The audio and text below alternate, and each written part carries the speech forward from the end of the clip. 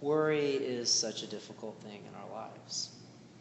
It can lead us to not being able to see what the future has to hold for us. Whether it's we worry about the small things, like paying bills for ourselves, or whether it's about the next steps in our lives, or what the future of the world might hold. When we worry so much, it plagues us to the point that we can't see what's beyond. We can't see anything else in our lives. And so our worries can overrun us, can make us feel hopeless. And that's why our reading tonight, readings like this, are so important. Because it shows us how short-sighted those worries are. It shows us that our worry can keep us from seeing what the future has to bring, that there's always a way beyond what we see in front of us. And our passage in Luke tells us that no matter what happens, we do not have to worry, because God will take care of our needs. Not our wants, but our needs.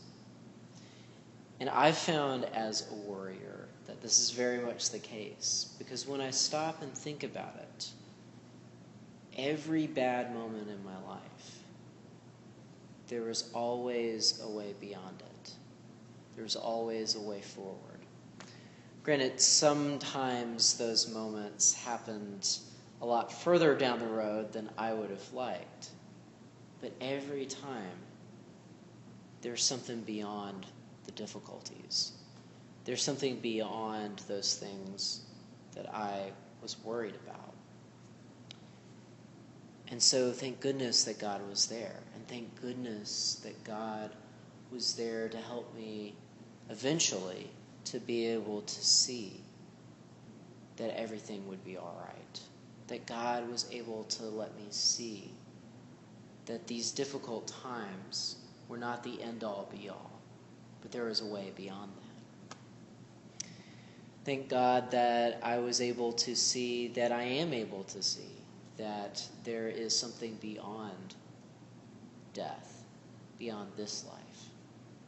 Rather, I should say, thank God that we can see that there is something beyond life, that death does not have the final word over us. Thank God that He is always there so that we can have hope for the future.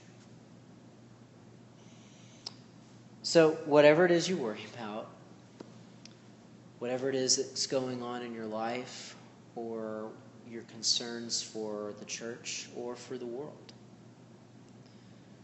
do what Jesus suggests. Consider the lilies. God looks after them. God will look after you too. No difficulty in our life is ever the end. No matter what, we always have hope, because we always have Jesus.